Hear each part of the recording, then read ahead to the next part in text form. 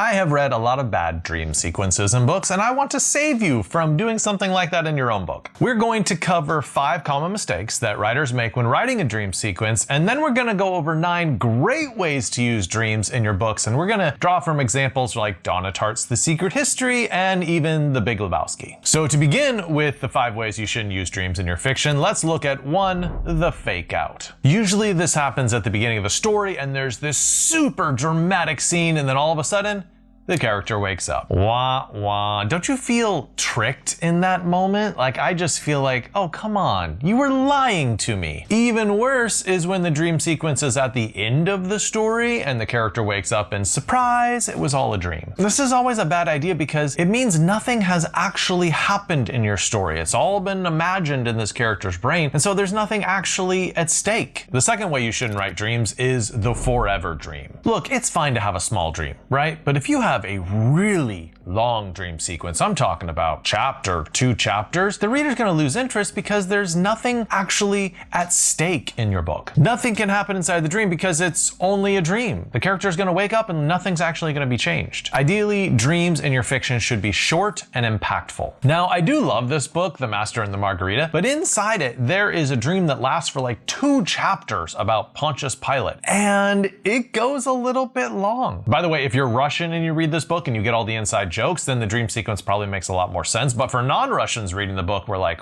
why is this so long? Third mistake, the normalizing trap. Listen, dreams are weird, right? They operate on this completely other different logic where things don't make sense and things aren't normal. So don't normalize them. Don't make them logical and coherent and progress along a certain storyline. Make them wacky and wild and crazy. You really want your dreams to be as otherworldly and as strange as possible. And a good example of this sort of capturing of dreamlike state is Waking Life by Linklater. The fourth mistake some writers make is the symbol game. So we all know that dream we've read in a book where it's a very strict allegory. Every single thing in the dream corresponds to one thing in reality. When they're running out of time, they dream of broken clocks. The person afraid of commitment dreams about gigantic wedding rings rolling away. It's just a little too on the nose. I want you to think for a moment, think about your own dreams and think about how often they are just unsettling and uninterpretable. You want to capture at least a little bit of that in your dreams and not make them a very strict allegory. And the fifth and final mistake before we get to the good ways you can use dreams is the sloppy substitute. Sometimes as an editor, I read dreams in people's fiction and I think, why wasn't this done for real in the book? Like, this is a great scene. There's tons of drama. There's tons of tension. Why not just make it for real so the reader can invest in it and not fake them out with like, oh, like, here's the thing you really want to happen, but it's just a dream. If you can make a dream real, please, please, make it real. Okay, so those are all the bad ways to use dreams. Now we're going to look at 9 fantastic ways you can use dreams in your novels, stuff that will just blow the reader out of the water and make them so glad that they're reading your book. The first great way to use dreams is dreams as foreshadowing. In Annie Proulx's book, The Shipping News, the daughter has a dream that the house has fallen into the ocean. And on the very next page, the very next day, the house, which is on a cliff overlooking the ocean, actually does fall into the ocean. So if you have something happen in a dream that happens later on in the novel, it's not actually functioning like a dream. It's functioning more like fortune telling or a portent. That's a better way to use the dream because the dream is actually doing something for the plot. A second great way that you can use dreams in your fiction is dreams as epiphanies. So there are tons of examples of dreams in the television series The Sopranos. And there's one episode called The Test Dream in which he has a dream that's like 20 minutes long. But this dream really helps him in real life because it is through this dream that he comes to admit to himself that there's a snitch on his team. Before he had suspected Jimmy, and then there was this dirty cop that told him it was a guy on his team called Pussy. So this dream sequence helps him to realize the identity of the snitch and also helps him to accept the identity because the snitch is a longtime friend. Once again, this dream works because it is helping the plot of the real story. You're gonna love point number 3 because it's a lot of fun. These are dreams as comedy routines. In The Big Lebowski, Lebowski is drugged by Jackie Treehorn, and he goes on a crazy dream journey. We start with some suggestive placement of bowling balls and pins, and then some humorous underskirts followed by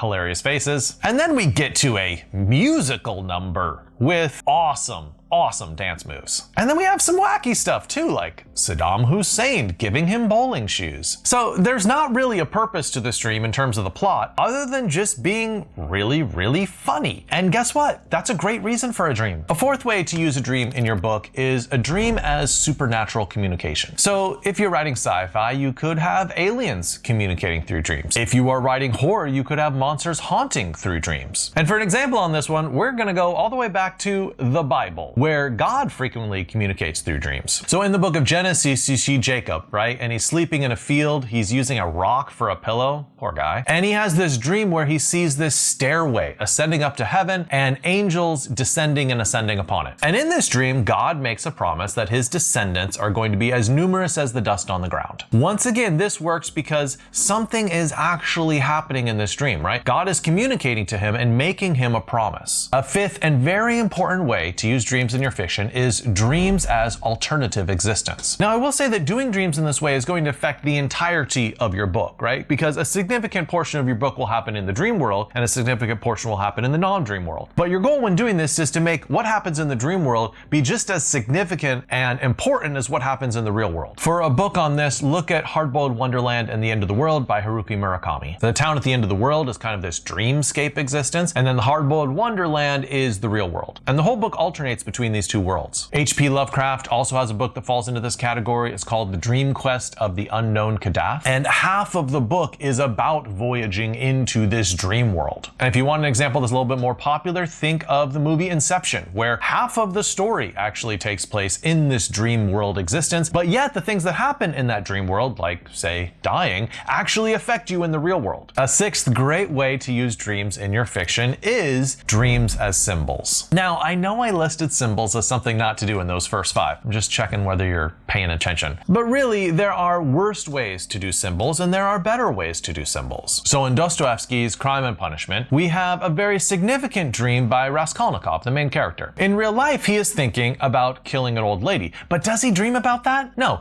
he dreams about beating an old horse to death. And when he wakes up, he knows that the dream wasn't really about killing a horse, right? He is dreaming in symbols about killing this old lady. But this dream is doing really important work in the novel. It's allowing him the sort of space to try to process and wrestle with the fact that he does feel apprehensive about committing this murder. And it's also a good idea to have him dreaming about a man beating a horse to death rather than him dreaming directly about killing the old woman, because it's not so on the nose, right? It really captures the way that dreams actually work. A seventh great way to use dreams in your fiction is dreams as desires. There are more dreams in Roberto Bolaño's 2666 than probably almost any other book that I've read. In fact, the sheer number of dreams in this book actually convinced me, oh, maybe dreams do have an important role to play in fiction, because I'd read so many bad dreams in fiction before, I was kind of prejudiced against them. I was sick of reading about dreams. So here we have a character who's been chasing this elusive character for her entire life, a character called Archimboldi. And to heighten her desire and passion for actually finding where this character is, Bolaño just has her dream about finally seeing him. She falls asleep with the TV on and she dreams about him. And the dream is weird because he's sitting on this volcanic slab, he's holding an axe, and he's looking at her sadly. So once again, it's following this sort of dream logic of it's weird and there's no clear reason for why he's holding an axe or why he's dressed in rags, but we do get a sense that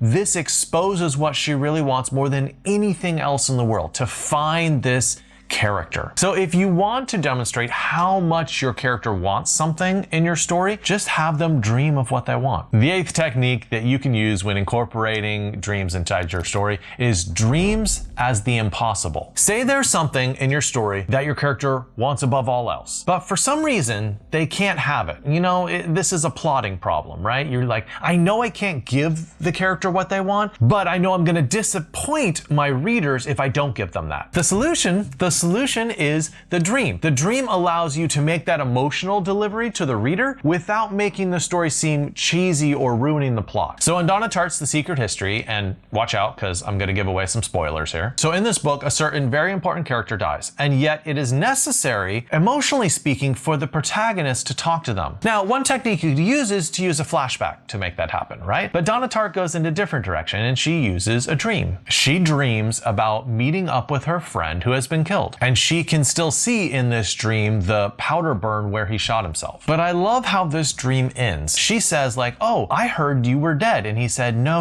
I'm just having a little bit of trouble with my passport. I love that kind of dream logic, where in a dream you wouldn't think that someone's dead. Oh, they're just having trouble with their passport moving between the worlds of death and life. But what this dream actually does is it offers the reader a kind of closure about these characters' relationship. And that's a great use of a dream. And the very last step you should absolutely use is dreams as fears. One of the most common dreams in real life is a fear dream. You dream about what you're scared of. And so it really makes sense that in fiction, there should be fear dreams as well. So in Han King's The Vegetarian, and by the way, congrats to her for recently winning the Nobel Prize for Literature. I'm very happy for her. And I really loved this book too. So congrats. In this dream, a vegetarian woman has this fear dream about being trapped in a room filled with all of these hanging slabs of meat. She tries to push past the meat, but there's no end to the meat and there's no exit she can find. And she feels this gross sensation of like blood everywhere, like the blood of animals all over her. So yeah, for a vegetarian, that's a horrific nightmare. Actually, for a non-vegetarian, that's still pretty gross. But it is this dream which causes her to become a vegetarian. She'd been thinking about it before, but after this dream, she's like, I am definitely a vegetarian now. The lesson that we learned from this is you can use dreams as a catalyst to make your character do something or change in some way in your story. When characters make a sharp right turn, you always want trigger events in your story that explain why they made that sharp turn. And the trigger event in this story is this dream. My only caution as I end this video is, I know I got you super pumped up about dreams, but don't use dreams too often. They really should be an infrequent thing in your storyline, but use them judiciously and they will pay huge dividends in your story.